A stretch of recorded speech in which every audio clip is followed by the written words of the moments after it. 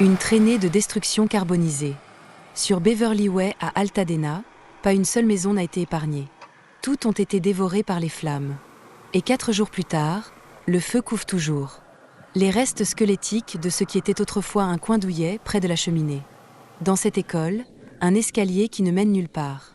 Oren Water voit sa maison incendiée pour la première fois. Cela ressemble à l'apocalypse, pour être honnête avec vous.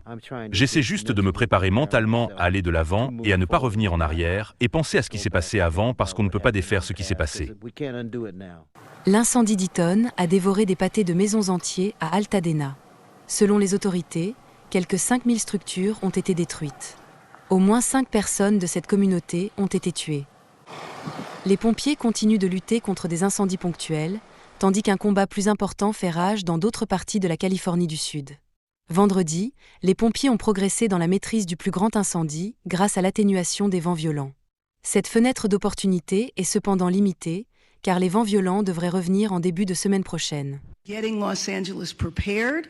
Préparer Los Angeles, faire tout ce que nous pouvons pour sauver des vies, c'est notre travail numéro 1, protéger les maisons des gens, protéger les entreprises des gens, et se préparer à reconstruire Los Angeles d'une bien meilleure façon. Vendredi, le gouverneur de Californie Gavin Newsom a également demandé une enquête, alors que des informations persistantes indiquent que les bouches d'incendie perdent de la pression d'eau. Les autorités de l'État ont confirmé qu'un important réservoir qui alimente en eau le quartier dévasté de Pacific Palisades était hors service lorsque les incendies se sont déclarés. Entre-temps, les forces de l'ordre ont imposé un couvre-feu pour la nuit dans les zones les plus touchées. 20 personnes ont déjà été arrêtées, soupçonnées de pillage.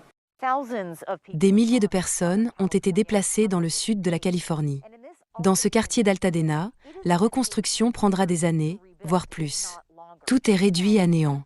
Les fondations et les cheminées sont souvent les seules choses qui restent debout. Pourtant, au milieu des décombres, quelques signes de vie. Un symbole que la reconstruction est possible et que la vie continue même dans les moments les plus sombres.